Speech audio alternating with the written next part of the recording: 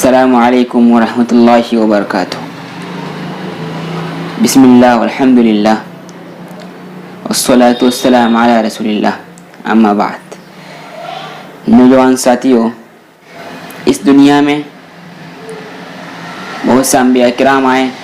اللہ تبارک و تعالیٰ نے وقفے سے قوموں کے حالات کو مد نظر رکھتے ہوئے، زمانے کے حالات کو دیکھتے ہوئے مختلف موقعوں پر مختلف علاقوں میں مختلف انبیاء بھیجے، اور اس سلسلے کی آخری کڑی آخری نبی حضرت محمد مصطفیٰ صلی اللہ علیہ وسلم ہے۔ ان کے بعد کوئی نبی نہیں آئے گا۔ نبی کریم صلی اللہ علیہ وسلم نے جو ہمیں دعائیں سکھائی ہے مختلف موقعوں پر پڑھنے کی، چاہے سوتے وقت ہو یا کھانا کھاتے ہو یا کھانا کھانے کے بعد ہو یا مسجد میں جاتے وقت ہو یا کہیں بازار جاتے وقت ہو، جو بھی مسنون دعائیں ہم کو صحیح حدیث سے ملتی ہے اس کے اثرات ہوتے ہیں۔ ایسے بھی واقعات ملتے ہیں کہ سب کچھ حالات خراب ہونے کے باوجود جو بندہ مسنون طریقے سے مسنون دعائیں پڑھ کر گھر سے نکلتا ہے، اس کی اللہ تبارک و تعالیٰ کی طرف سے غیبانی حفاظت ہوتی ہے۔ میرے ہاتھ میں یہاں پر ایک کتاب ہے اور میرے استاد محترم مولانا الیاس صاحب بٹکلی ندوی کی لکھی ہوئی ہے۔ اگر آپ کو بھی ایک کتاب ملے تو ضرور انشاءاللہ اس کا مطالعہ کرنا۔ اس میں ایک واقعہ لکھا ہے، ہر روز موت کے بعد نئی زندگی پر شکر خداوندی، اس عنوان سے ایک واقعے کا ذکر یہاں پر مولانا نے کیا ہے۔ انشاءاللہ اس کتاب کے مختلف واقعات وقفے سے میں آپ کے سامنے بیان کروں گا۔ اس میں بعض واقعات خود مولانا کے ساتھ پیش آئے ہوئے ہیں اور بعض واقعات جو دوسروں کے ساتھ پیش آئے ہیں اور وہ دعاؤں کے معجزانہ اثرات ہیں، اس کی روشنی میں ایک کتاب لکھی گئی، میں وقفے سے آپ کے سامنے پیش کروں گا۔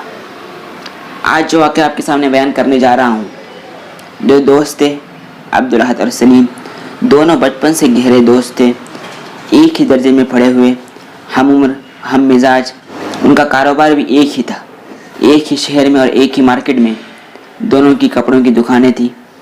بڑے شہروں میں دونوں ایک ساتھ ہول سیل کی خریداری کے لیے عموماً جایا کرتے تھے اور ساتھ سفر بھی کیا کرتے تھے۔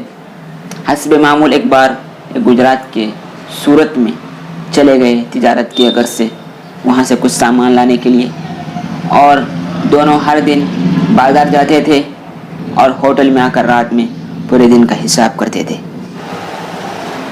حسب معمول ایک بار دونوں واپس آ کر ہوٹل میں سو گئے کھانا کھا کر۔ جب فجر کی اذان کا وقت ہوا، اذان ہوئی، مؤذن نے اذان دی، اس میں سے ایک ساتھی جن کا نام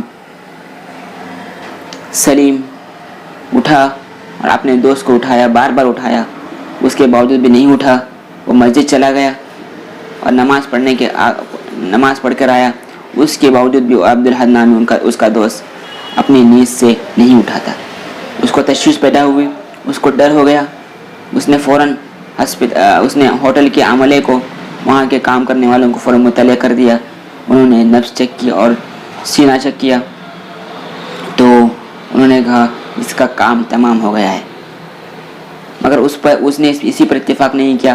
اس نے پوچھا آس پاس کہیں ڈاکٹر ہے تو اس کو بلائیے، تو ایک ڈاکٹر کو بلایا گیا، وہ ڈاکٹر بھی مسلم تھا، انہوں نے بھی نبض چیک کی اور جو بھی چیک کرنے کے طریقے ہوتے ہیں انہوں نے ہر دفعہ چیک کیا۔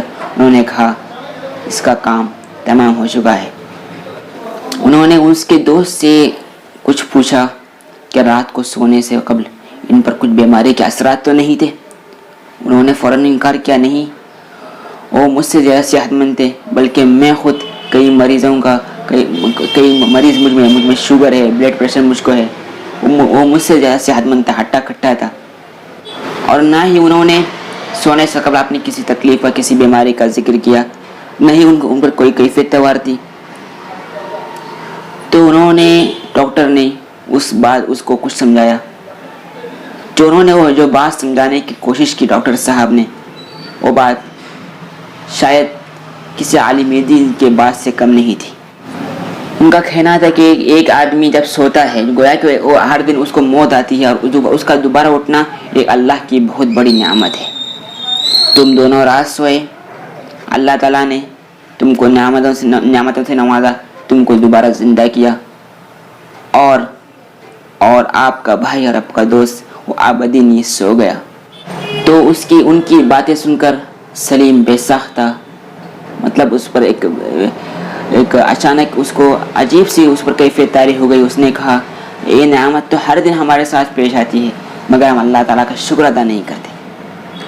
اللہ کے نبی صلی اللہ علیہ وسلم نے ہم کو دعا سکھائی ہے، الحمدللہ الذی احیانا بعدما اماتنا والیہ النشور۔